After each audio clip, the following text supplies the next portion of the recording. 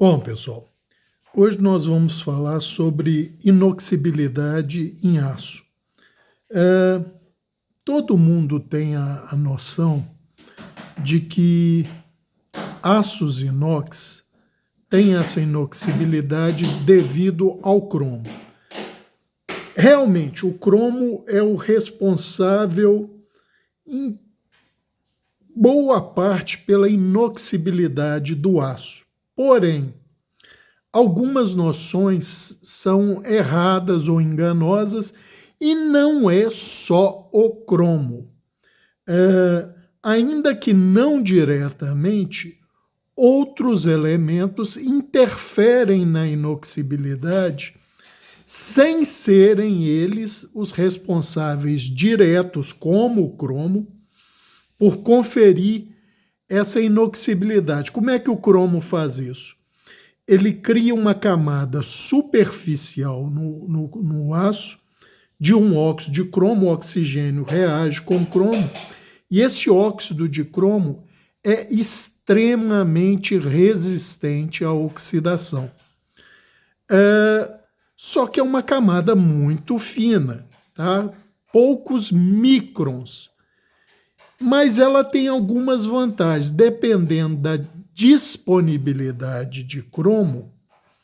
Se essa camada for afetada de alguma forma, sofrer um dano, uma interrupção pequena, esse cromo é reposto.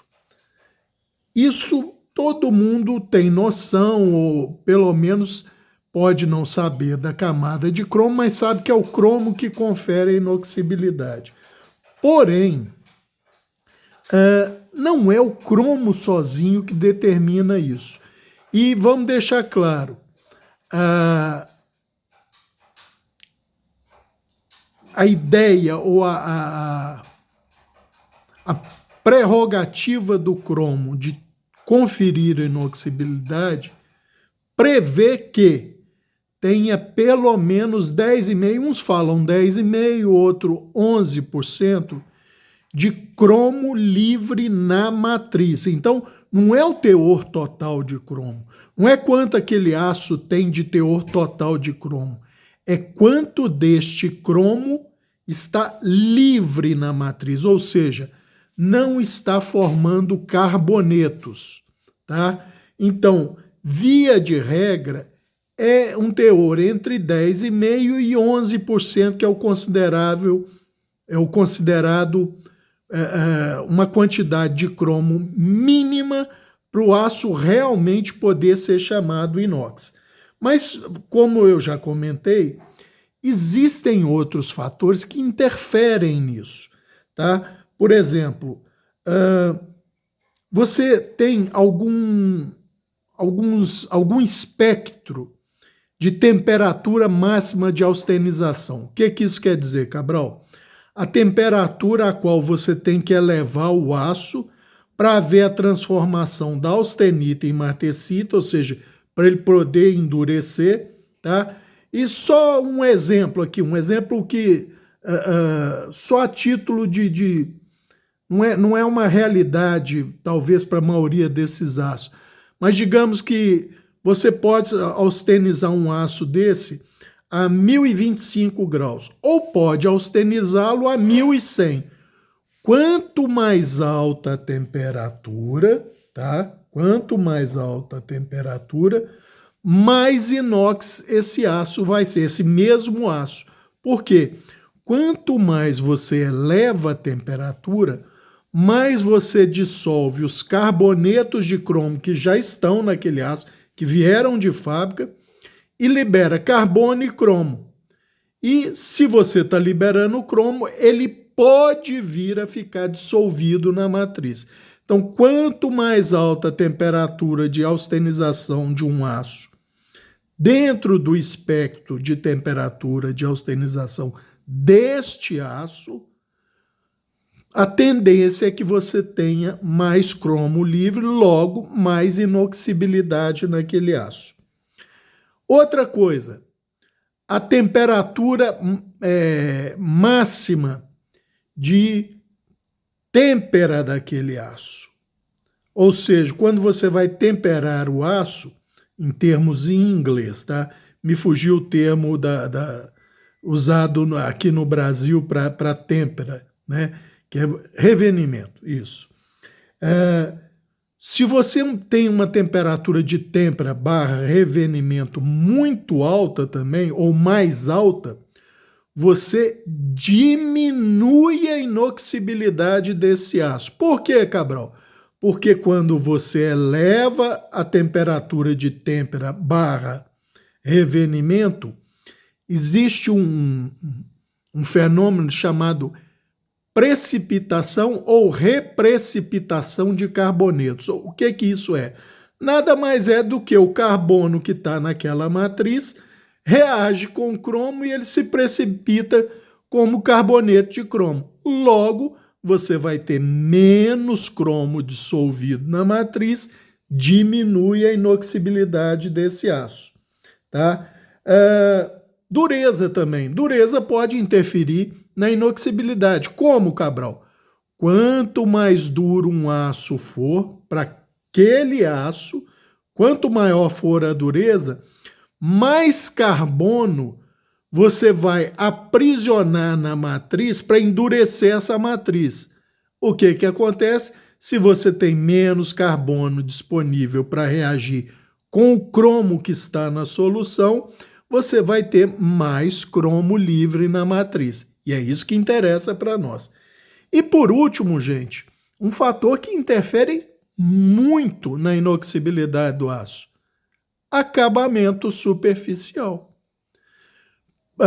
Digamos que você tenha um aço que tenha, teoricamente ou tecnicamente, maior resistência à corrosão, à oxidação, e um outro que tenha menor resistência à oxidação. Porém, muitas vezes aquele aço que tem maior tolerância à oxidação, se você tem um acabamento mais grosseiro nele, um lixado mais grosseiro, ele vai ter menor resistência à oxidação do que um aço que tecnicamente seria menos resistente do que ele à oxidação, porém tem um acabamento espelhado.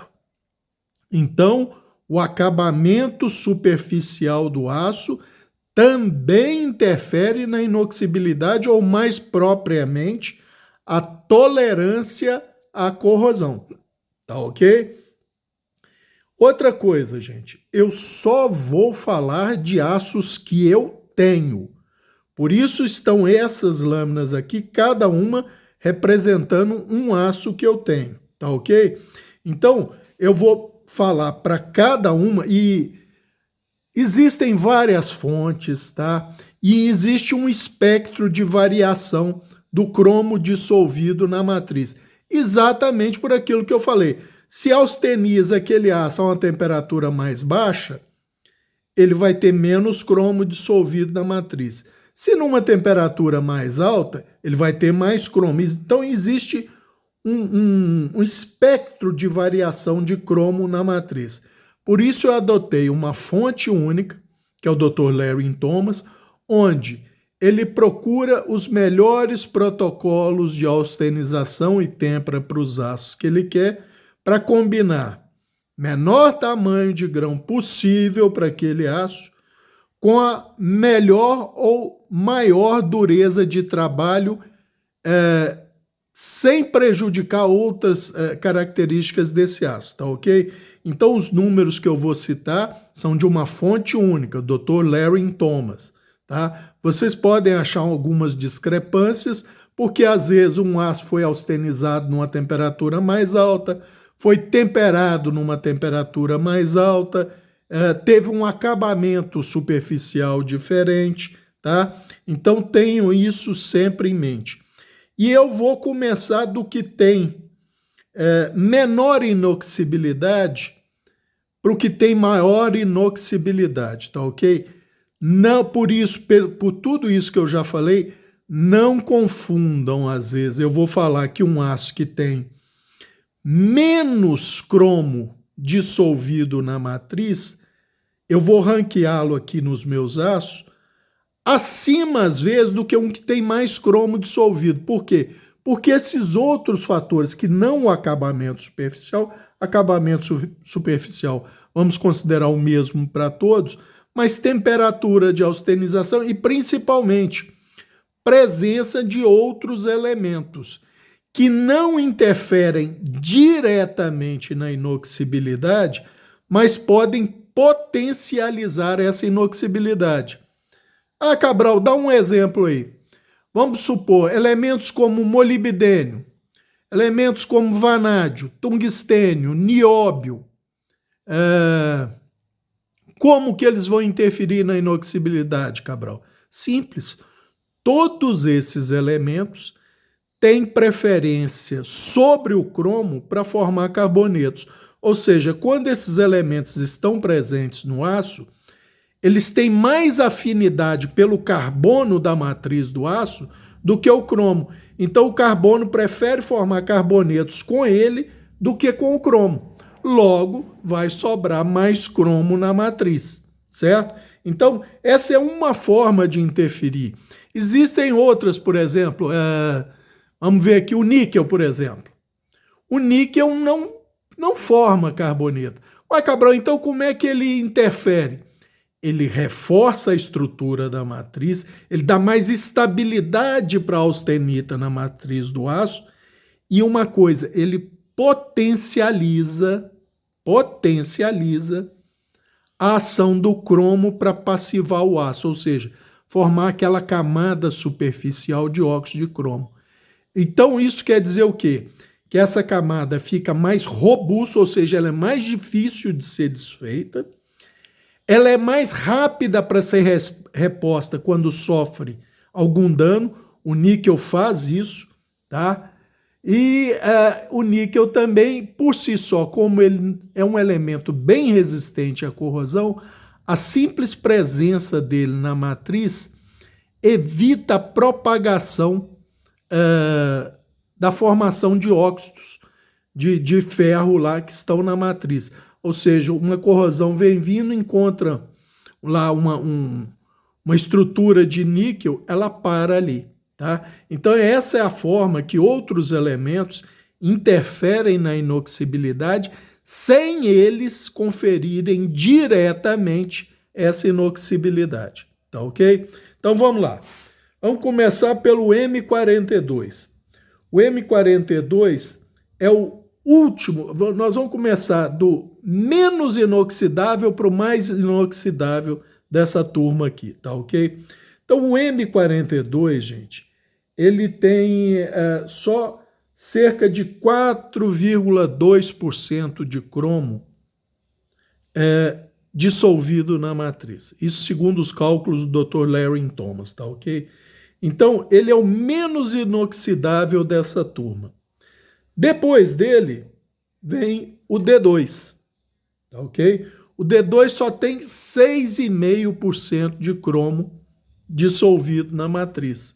Então ele não é inox, por isso ele é chamado de semi-inox, tá? Que é um termo que, na verdade, não existe, né? O aço semi-inox.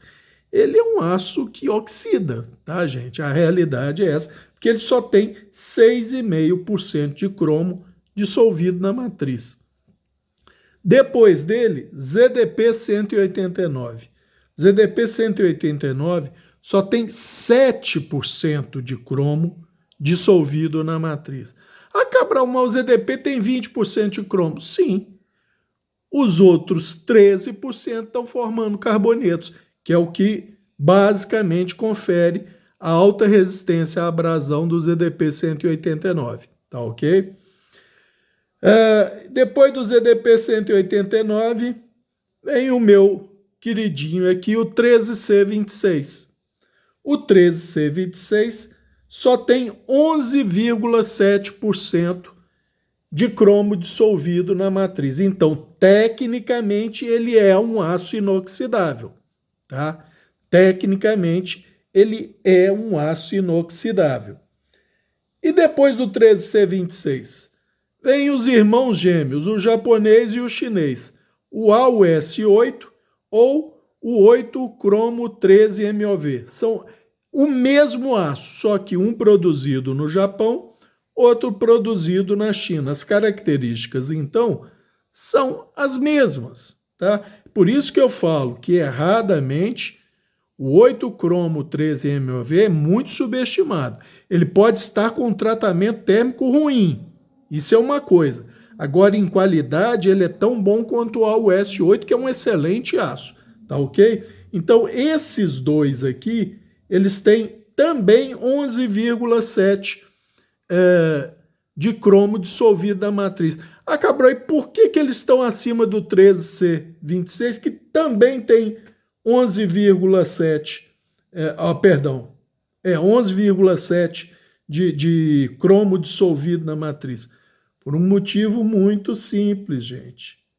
Eles têm outros elementos de liga, tá ok? Que vão ter preferência sobre o cromo para formar carboneto. O teor de carbono está bem próximo deles, mas esses dois aqui têm molibdênio, que tem preferência sobre o cromo. Então, vai sobrar um pouco mais de cromo para passivar a matriz, tá ok? E depois deles, o aço benchmark, aquele contra qual todos os outros aços são comparados, o 440C. O 440C tem 12% de cromo livre na matriz. Então, vai passivar essa matriz, tanto é que ele é o aço base para comparar todos os outros. Quando você vai formar uma escala de qualquer propriedade, por exemplo, o balizamento é dado pelo 440C, perdão. Depois do 440C, o 420HC, tá? 420HC tem 12,5% de cromo livre na matriz. Então, ele vem acima do 440C em inoxibilidade. Ele é mais tolerante à corrosão, do que o 440C. Depois do 420HC, S30V, tá? Um aço muito bem balanceado, tem média de características desejáveis muito boa, tá? E o S30V tem só 10,2% de cromo dissolvido na matriz. Uai, Cabral, se ele só tem 10,2%, como é que ele é mais inox que o 440C, que tem 12% de cromo dissolvido na matriz? Eu já expliquei. Ele tem outros elementos de liga, por exemplo, 4% de vanádio, tá?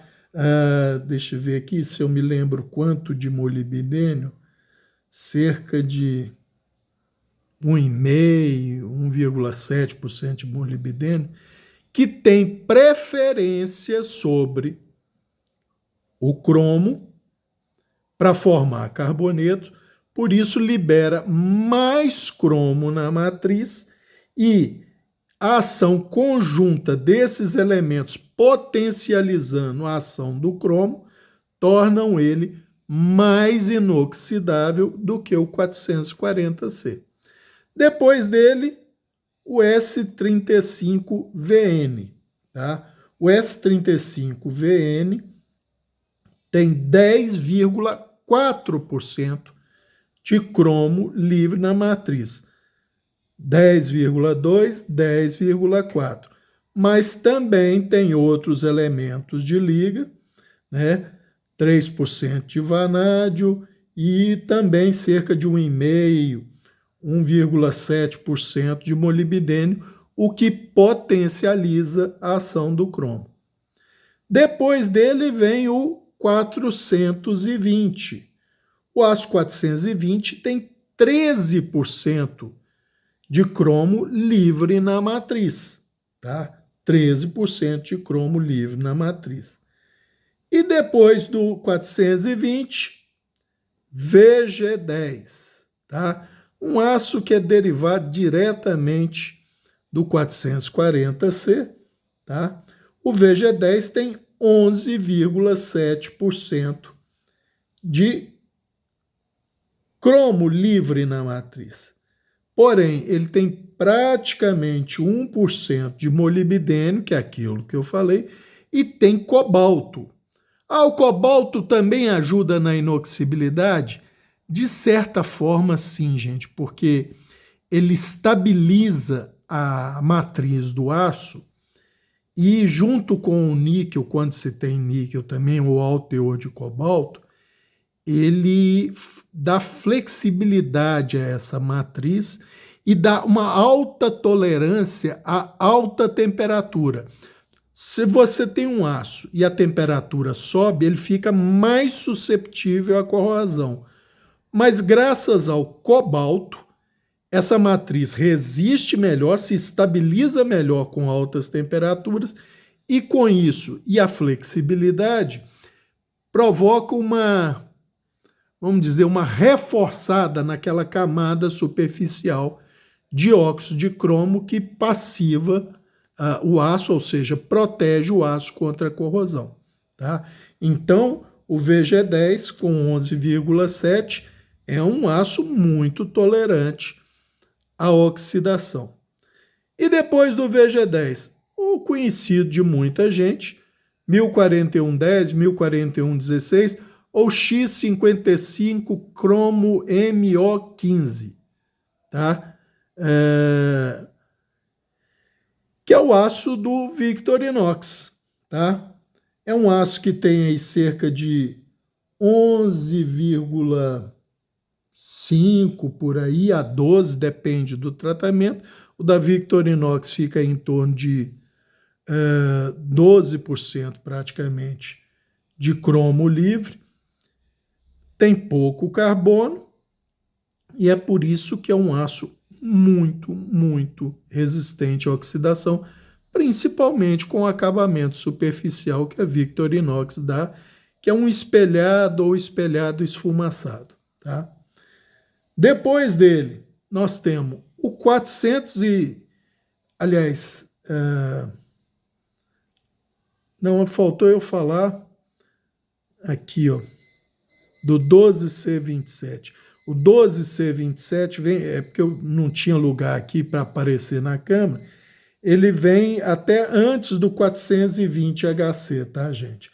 O 12C27 tem cerca de 12 a 12,5% de cromo livre na matriz. Por isso é muito resistente, mais até um pouco do que o 420HC, tá?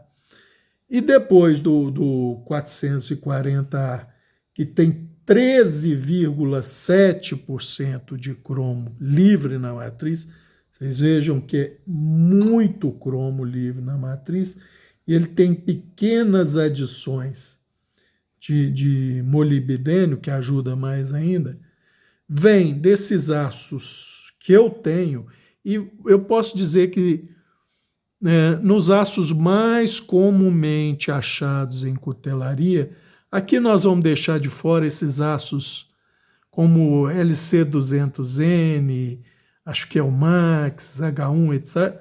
É o 14C28N, que tem 12,4% de cromo livre na matriz. Porém, você fala assim, mas 12,4, Cabral, é menos do que o VG10, por exemplo, que tem 13.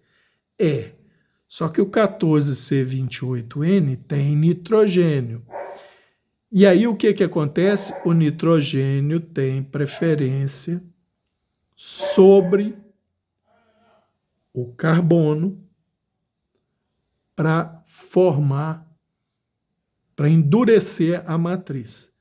Então, sobra mais cromo aqui, tá? Para passivar essa matriz, o 14C28N. Desses aços mais comuns, tá? Que a gente normalmente vê em cutelaria, é o mais tolerante à oxidação. Se tiver um acabamento espelhado, então, aí está perfeito. E se tiver uma dureza mais alta, igual esse aqui, que tem 61, melhor ainda. Se tiver 62 de dureza, ainda melhor, tá ok? Então era isso, para explicar um pouquinho mais para os amigos a inoxibilidade em aços inox, tá ok? Então, portanto, esses três aqui, M42, D2 e ZDP 189, tecnicamente não podem ser considerados aços inox, tá ok? Porque disse que tem que ter pelo menos 10,5% de cromo dissolvido na matriz, tá ok? 10,5% de cromo dissolvido na matriz. Ah, Cabral, mas o S30V não tem 10,5%. Não tem, ele tem 10,2%. Mas o volume de vanádio é tão alto e o volume de molibdênio é significativo que fazem com que essa matriz seja inoxidável mesmo não tendo os 10,5%. Eu espero que isso tenha ficado claro. O cromo é o principal determinante no fator tolerância à oxidação, mas não é o único. Ele pode ser potencializado por outros elementos, pode ser potencializado pela temperatura de austenização, pela temperatura de têmpera ou revenimento, tá? E principalmente pelo acabamento superficial.